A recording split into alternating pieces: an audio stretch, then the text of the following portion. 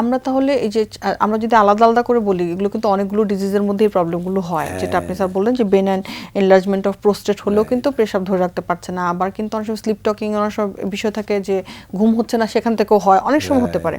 তো এখন আমরা যদি আলটিমেটলি এইসবগুলো নিয়ে ডক্টরের কাছে যাই, তাহলে কি কি ইনভেস্টিগেশনস আপনারা করে থাকেন কনফার্ম করার জন্য যে না ব্যক্তিটা আসলে পার্কিনসন্সই হয়েছে? ও আচ্ছা, হ্যাঁ, এখানে আমি একটু জাস্ট ওখানে যাওয়ার আগে আর কয়েকটা একটু শেষ করি।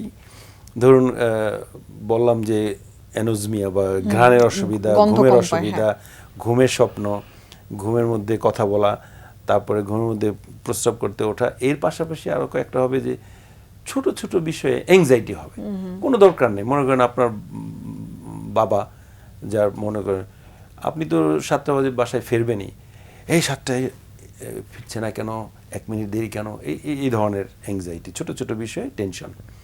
এরপরে ভুলে যাওয়া একটা সিমটম হয়, আগে যত মনে রাখতে পারতো এখন মনে রাখতে পারছে না।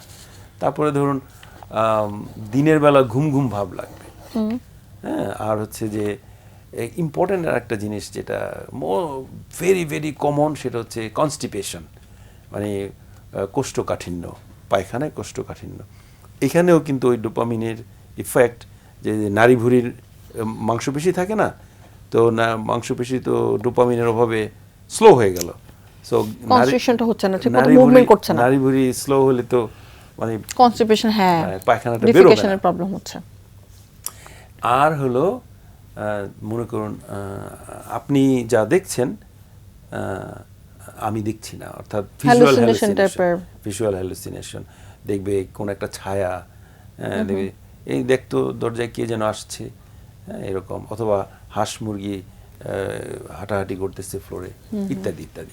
মানে এটা যারা আসলে যারা অনেকে শুনছে তারা হয়তো ভাবছে যে এরকম সবগুলো প্রবলেমই আসলে তার মধ্যে এরকম বলা আছে, কিন্তু আসলে বিষয়টা হচ্ছে যে ডোপামিন কমে গেলে কিন্তু এই প্রবলেমগুলো অন্য যেগুলোকে রেগুলেট করে সবগুলো প্রবলেমই আস্তে আস্তে হতে থাকে। তো